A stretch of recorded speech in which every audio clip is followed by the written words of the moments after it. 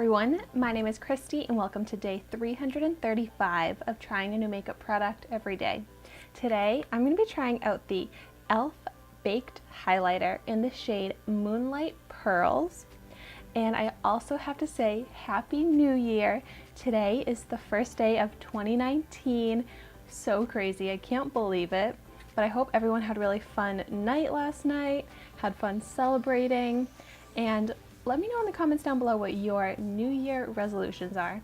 I'm really into New Year resolutions. Last year mine was to be a vegetarian and I stuck with it all year. Still a vegetarian now, so that's one of my New Year resolutions going into 2019 again. But so anyways, this I actually got as a gift with purchase when I ordered from the e.l.f. website recently. So this is a really nice gift with purchase, full-size product.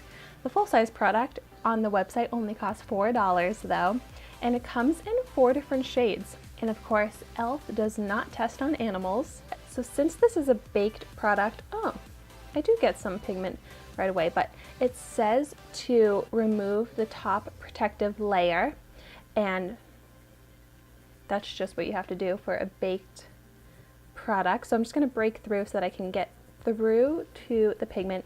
I'm just rubbing at it pretty hard. Sometimes, depending on the product, you may have to scrape it a little bit, but this one does seem soft enough that just rubbing at it is breaking through that protective layer. All right, let's go ahead and swatch it. The name Moonlight Pearls just sounds so pretty. I'm trying to show the swatch, but it does match my skin tone very closely. It's like a light beige. It has really beautiful glow to it though. And e.l.f. also recommends applying this both wet or dry, so I'm going to try out both techniques today. I'll start out by applying it to this cheek dry.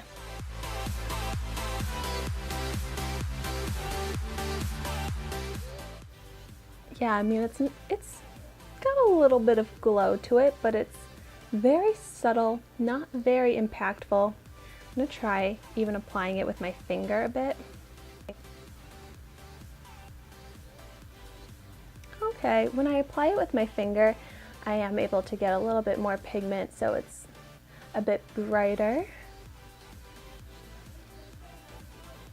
So this does have nice sheen, nice reflective quality to it, but this is, because it's a baked powder, it's dry, so it does show some powdery texture and does look kind of dry on my skin. So maybe applying it wet will look better. I'm going to start out by trying to wet my brush and we'll see what difference that makes. Ooh. Wow, now it's applying much more like paint, like a liquid highlighter, and I like it. That looks so pretty and glowy. I mean, not that much different than this side as far as the amount of pigment, the amount of glow. But it's more like when you look up close, the difference in texture, the wet side just looks so much smoother on the skin. Now that my skin is a little wet, I'm just going to go ahead and see if I can, ooh, yes I can build it up by applying it with my finger on top while my skin is still wet. Wow, oh my gosh, this is buildable to an actually very blinding highlight. So I definitely prefer applying this using that wet technique versus dry. It just looks so textured on my skin, way less blinding. I am so impressed with this side right now. And this color is so pretty too. This side right here is actually really reminding me of the e.l.f. jelly highlight that I tried recently. So I will link that down below because that one is like a similar color that I tried out, similar texture and blindingness. So now I have two really great highlighters from e.l.f. that I just love. And for $4, I think that this is an amazing deal. And this color would also be perfect as a brow highlight, inner corner, the rest of the face. So I think I'm going to be able to get great use out of this. Thank you so much for watching my video today.